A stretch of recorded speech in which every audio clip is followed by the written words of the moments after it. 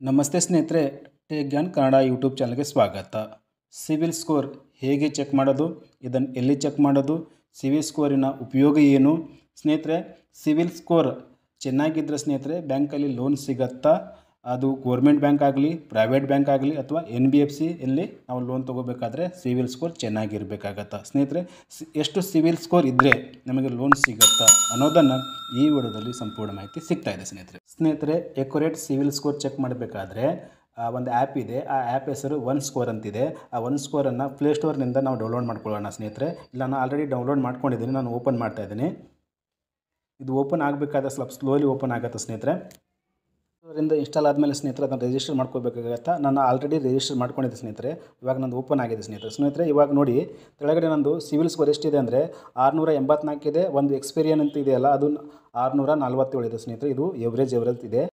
ಇಲ್ಲಿ ಕೆಳಗಡೆ check for more information ಇದೆಯಲ್ಲ, ಇನ್ಫಾರ್ಮೇಷನ್ ಮೇಲೆ ಕ್ಲಿಕ್ ಮಾಡಿದಾಗ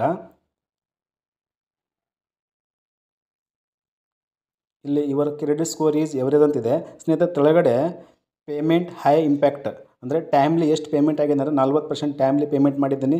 ಇಲ್ಲಿ ನಾನು ಎಷ್ಟು ಲಿಮಿಟನ್ನು ತೊಗೊಂಡಿದ್ದೆ, ಎಷ್ಟು ಲೋನ್ ನಾನು ತೊಗೊಂಡಿದ್ದೀನಿ ಅದು ತೋರಿಸ್ತದೆ.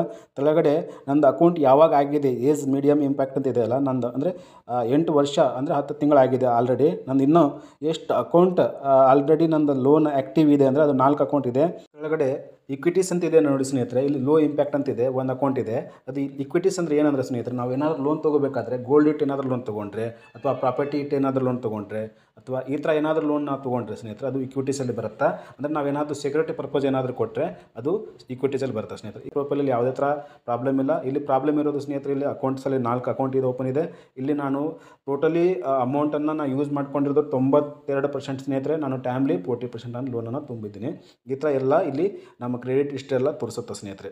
ಮೇಲೆ ಎವರೇಜ್ ಇದೆಯಲ್ಲ, ಅದರ ಮೇಲೆ ನಾನು ಕ್ಲಿಕ್ ಮಾಡಿದಾಗ ಇಲ್ಲಿ ನೋಡಿ ಸ್ನೇಹಿತರೆ, ಸಿವಿಲ್ ಸ್ಕೋರ್ ಎಷ್ಟೆಷ್ಟು ಇರಬೇಕಾಗತ್ತಾ ಅಂದರೆ ಎಷ್ಟು ಸಿವಿಲ್ ಸ್ಕೋರ್ ಇದ್ದರೆ ನಮಗೆ ಲೋನ್ ಸಿಗುತ್ತೆ ಸ್ನೇಹಿತರೆ. ಇಲ್ಲಿ ಪೂರ್ ಅಂದರೆ ತುಂಬಾ ಕಮ್ಮಿ ಅಂದರೆ 300ರಿಂದ 630 ಇದ್ದರೆ ಅದು ಪೂರ ಇರುತ್ತೆ ಸ್ನೇಹಿತರೆ.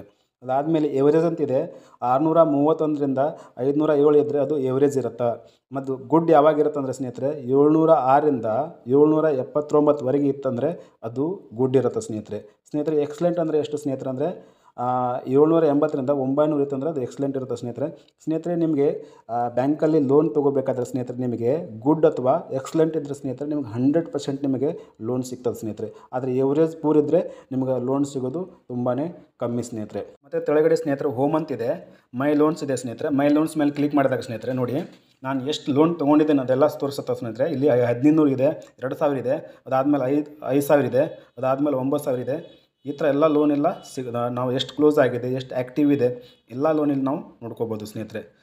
ನೋಡಿ, ಇಲ್ಲಿ ಪರ್ಸ್ನಲ್ ಲೋನ್ ಇದೆ, ಆಟೋ ಲೋನ್ ಇದೆ, ಅದಾದಮೇಲೆ ಯಾವುದು ಅದರ್ಸ್ ಲೋನ್ ಏನಾದರೂ ಇದ್ದರೆ ಅದರ್ಸ್ ಲೋನಲ್ಲಿ ನೋಡಿ. ಅದರ್ಸ್ ಲೋನಲ್ಲಿ ಎಷ್ಟಿದೆ ಅಂದರೆ ನಂದು ಇದು 96,000 ಇದೆ. ಅಂದರೆ ಗೋಲ್ಡ್ ಲೋನ್ ತೊಗೊಂಡಿದ್ದೀನಿ. ಆ ಗೋಲ್ಡ್ ಲೋನ್ ಇಲ್ಲೇನೂ ಶೋ ಆಗುತ್ತೆ ಸ್ನೇಹಿತರೆ. ಅಂದರೆ ನಾವು ಎಲ್ಲೆಲ್ಲಿ ಲೋನ್ ತೊಗೊಂಡಿದ್ದೀವಿ ಅದು ಸಹ ಸಿವಿಲ್ ಸ್ಕೋರಲ್ಲಿ ಅದು ತೋರಿಸುತ್ತೆ ಸ್ನೇಹಿತರೆ. ಪರ್ಸ್ನಲ್ ಲೋನ್ ತೊಗೋಬೇಕಾದ್ರೆ ಅಥವಾ ಬಿಸ್ನೆಸ್ ಲೋನ್ ತೊಗೋಬೇಕಾದ್ರೆ ಸಿವಿಲ್ ಸ್ಕೋರ್ ತುಂಬಾ ಇಂಪಾರ್ಟೆಂಟ್ ಇರುತ್ತೆ ಸ್ನೇಹಿತರೆ. ಅದು ಬ್ಯಾಂಕಲ್ಲಾಗಲಿ, ಪ್ರೈವೇಟ್ ಬ್ಯಾಂಕ್ ಆಗಲಿ, NBFCಯಲ್ಲಿ ಲೋನ್ ತೊಗೊಂಡ್ರೆ ನಮಗೆ ಸಿವಿಲ್ ಸ್ಕೋರ್ ತುಂಬಾ ಇಂಪಾರ್ಟೆಂಟ್ ಇರುತ್ತೆ ಸ್ನೇಹಿತರೆ. ಮಿನಿಮಮ್ ನಮ್ಮದು ಗುಡ್ ಅಥವಾ ಎಕ್ಸಲೆಂಟ್ ಅಂತ ತೋರಿಸಿರ್ಬೇಕು ಸ್ನೇಹಿತರೆ. ಗುಡ್ ಅಂತಿದ್ರೆ ಮಿನಿಮಮ್ ನಿಮಗೆ 706ರಿಂದ ಮೇಲೆಗಡೆ ಏನಾದರೂ ಸಿವಿಲ್ ಸ್ಕೋರ್ ಇದ್ದರೆ ಸ್ನೇಹಿತರೆ ನಿಮಗೆ 100% ನಿಮಗೆ ಲೋನ್ ಸಿಗುತ್ತೆ. ಎಲ್ಲಿ ಬೇಕಾದರೆ ನೀವು ಲೋನ್ ಅಪ್ಲೈ ಮಾಡಿ ಸ್ನೇಹಿತರೆ, ನಿಮಗೆ 100% ಲೋನ್ ಸಿಗುತ್ತೆ ಸ್ನೇಹಿತರೆ. ಈ ಥರ ಮಾಹಿತಿ ನಿಮಗೆ ಇಷ್ಟವಾದರೆ ಸ್ನೇಹಿತರೆ ನಮ್ಮ ವಿಡಿಯೋನ ಶೇರ್ ಮಾಡಿ, ನಮ್ಮ ಚಾನಲ್ನ ಸಬ್ಸ್ಕ್ರೈಬ್ ಮಾಡಿ ಅಂತ ಹೇಳ್ತಾ ಧನ್ಯವಾದ ಸ್ನೇಹಿತರೆ.